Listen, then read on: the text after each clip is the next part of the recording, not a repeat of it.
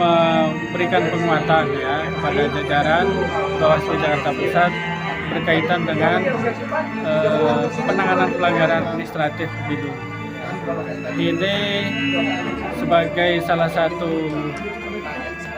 jalur yang bisa menghadirkan keadilan pemilu, baik bagi peserta pemilu maupun kepada masyarakat yang ingin berpartisipasi dalam menjaga kualitas pemilu kita. Sehingga kami senantiasa berikhtiar dalam konteks meningkatkan pemahaman, kemudian juga sekaligus pemahaman berkaitan dengan berbagai macam aturan yang mesti harus ditempuh atau dipedomani dalam rangka melaksanakan penanganan pelanggaran di bidang administratif pemilu ini. Kegiatan ini juga selain dalam rangka memberikan penguatan kepada jajaran, kami juga tentu melibatkan masyarakat ya. Dalam hal ini beberapa lembaga terkait yang memiliki concern terhadap mengawal pemilu yang berkualitas dan berintegritas. Dari forum inilah kami mendorong agar penegakan keadilan pemilu melalui pencegahan potensi pelanggaran administratif pemilu itu lebih masif ya, digaungkan oleh tidak hanya oleh Bawaslu tetapi juga oleh berbagai kalangan ya. Dan di samping itu tentu kegiatan ini kami harapkan bisa memberikan output berupa makin baiknya pemahaman jajaran kami, juga semakin tersambungnya komunikasi sinergi Bawaslu dengan berbagai pihak, terutama yang terundang hari ini. Tentu acara hari ini kami arahkan dalam rangka kita mewujudkan pemilu kita ke depan berkaitan dengan efektivitas pengawasan partisipatif kita lebih maksimal ya berjalan, serta juga tahapan-tahapan pemilu kita itu dapat melahirkan partisipasi masyarakat untuk secara sukarela penuh kesadaran untuk melakukan partisipasi mengawasi tahapan pemilu kita agar tahapan pemilu kita berjalan lebih berkualitas, lebih damai, lebih aman dan berintegritas. Pengawas pemilu itu dalam menangani pelanggaran harus ada pedomannya ya, pedoman beracaranya ya, bahwa dalam menangani pelanggaran pemilu itu tidak boleh melebihi dari 7 hari setelah kejadian ya. Kemudian dilaporkan oleh masyarakat atau menjadi temuan pengawas pemilu. Nah, melaporkan pelanggaran itu ya harus dari lembaga pemantau, peserta pemilu atau dari masyarakat yang sudah berumur 17 tahun ke atas. Dan kemudian pengawas pemilu dalam melakukan penanganan pelanggaran itu tidak boleh melebihi dari 14 hari. Baik itu pelanggaran pidana, pelanggaran administrasi ya. Dan kalau itu merupakan pelanggaran administrasi pemilu, maka pengawas pemilu menangani pelanggaran administrasi tersebut dengan menggunakan proses pemeriksaan secara terbuka, dengan melakukan proses adjudikasi dan mengeluarkan putusan terhadap pelanggaran administrasi. Tapi kalau itu merupakan pelanggaran pidana pemilu, maka Bawaslu akan menangani bersama dengan Sentra Gakumdu, bersama dengan kepolisian dan kejaksaan untuk membahas apakah itu merupakan pelanggaran tindak pidana atau bukan. Dan kalau merupakan pelanggaran tindak pidana, maka dibawa ke penyidikan untuk diteruskan kepada penuntut dan disidangkan di pengadilan. Ya, cukup jelas Bapak. Harapannya dengan adanya kegiatan acara hari ini, Pak? Ya, kami berharap kepada teman-teman Bawaslu Jakarta Pusat, kemudian Panwaslu Kecamatan se-Jakarta Pusat ya, agar memahami prosedur dan mekanisme dalam penyelesaian pelanggaran, baik pelanggaran administrasi pemilu, kemudian pelanggaran tindak pidana pemilu, agar nantinya semua laporan atau temuan yang ditemukan oleh Bawaslu Kecamatan, Panwaslu Kecamatan dan Bawaslu Kota ataukah laporan disampaikan masyarakat bisa ditangani sesuai dengan peraturan perundang-undangan. Nanti diatur soal administrasi yang lain. Lanjut. Wewenang penyelesaian pelanggaran administrasi pemilu.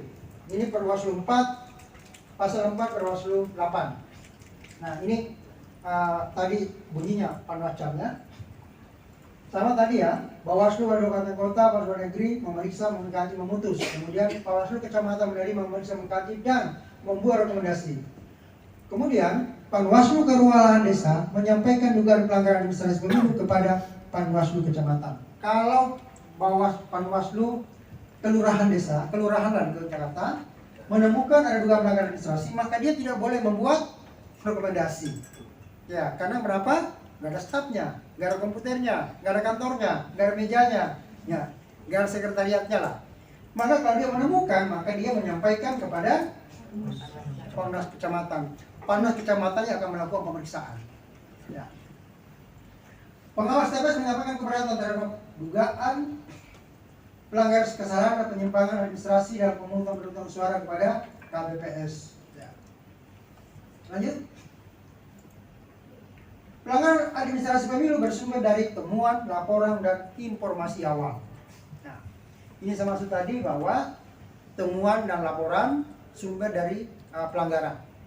Ya, ada temuan merupakan dugaan pelanggaran, apakah itu administrasi, pidana, kode etik, atau sengketa, dugaan sengketa. Kemudian laporan dari masyarakat. Ya, karena masyarakat melaporkan itu belum tentu dia pelanggaran administrasi, belum tentu, bisa saja bukan. Jadi untuk menentukan ya berarti pengawas pemilu.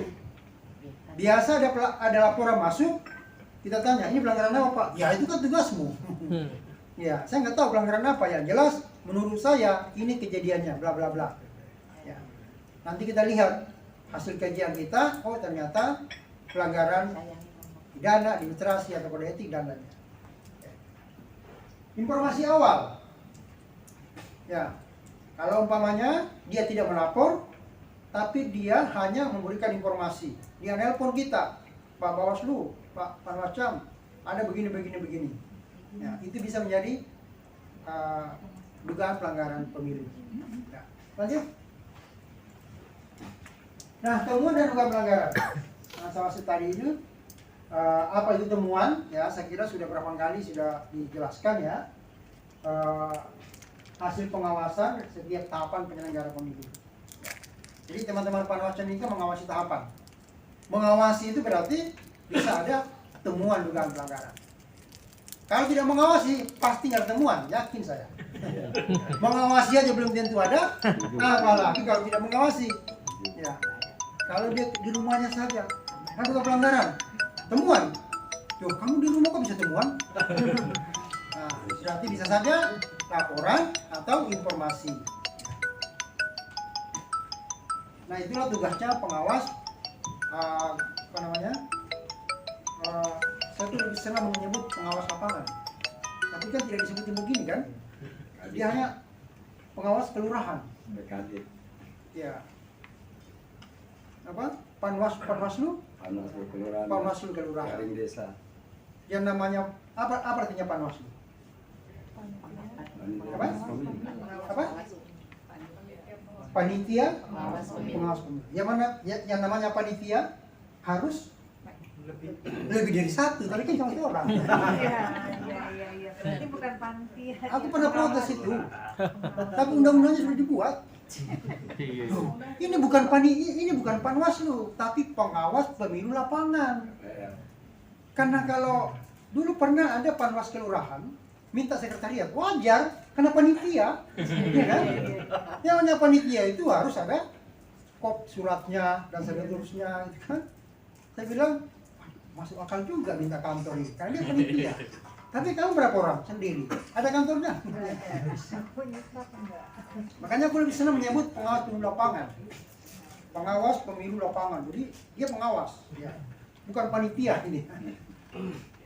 Oke. Kemudian temuan didasarkan pada hasil pengawasan investigasi terhadap peristiwa mengandung dugaan pelanggaran. Jadi temuan itu berdasarkan hasil investigasi, ya. Ada informasi, turun ke lapangan, investigasi, ada temuan. Nah, kemudian dicatat. Kemudian ada 5 syarat untuk menetapkan temuan. Teman-teman sekalian, pada saat melakukan temuan pengawasan, 5 syarat ini harus dipenuhi. baru bisa dijadikan sebagai temuan. Ya, pertama, identitas penemu. Ya, jangan mengatakan bahwa partai A, partai nggak jelas. Partai A banyak. Identitasnya siapa? Ya, harus ada KTP-nya. Ya. Oh, kalau penemu berarti panwas kita ya. Kalau penemu, beda kalau kurang. Nah, kemudian tidak melebihi batas waktu. Batas waktu yaitu 7 hari setelah kejadian. Ya. Kemudian identitas terlapor. Ya. Istilahnya temuan, ya pelanggaran lah gitu ya, identitasnya siapa. Kemudian uraian kejadian dan bukti. Saksi tidak cantumkan di sini. Perkenalkan, nama saya Fatoni dari Panwascam Tanah Abang. Izin bertanya Pak Jufri. Yang pertama, tadi dijelaskan oleh Pak Jufri terkait dengan pelaporan terkait dengan waktunya, yaitu Senin sampai Jumat, kemudian jamnya juga ditentukan. Nah, pertanyaannya, bagaimana kalau menangani laporan pada masa tenang? Apakah sama jamnya gitu sampai jam 16.30 dan waktunya Senin sampai Jumat? Itu yang pertama. Terus kemudian bagaimana juga laporan ada dua, bisa langsung ke teman-teman Panwascam atau langsung ke Bawaslu, atau bisa melalui sigap lapor. Nah, bagaimana kalau laporannya itu melalui sigap lapor? Nah, nanti pelakuannya bagaimana? Kemudian yang terakhir, ini kan di Perbawaslu 7 tahun 2022 itu termuat ada namanya pemeriksaan dengan berita acara cepat. Mohon dijelaskan bagaimana cara penanganan untuk teman-teman Panwascam ketika menemukan dugaan pelanggaran. Mungkin itu saja Pak Jufri yang bisa saya sampaikan. Akhiri dengan pantun. Makan roti janganlah berlari. Kalaulah jatuh, kita yang rugi. Bersihkan hati, sucikan diri, sambut Ramadan sebentar lagi. Terima kasih. Assalamualaikum warahmatullahi wabarakatuh. Posisi Pak Kanta kegeser.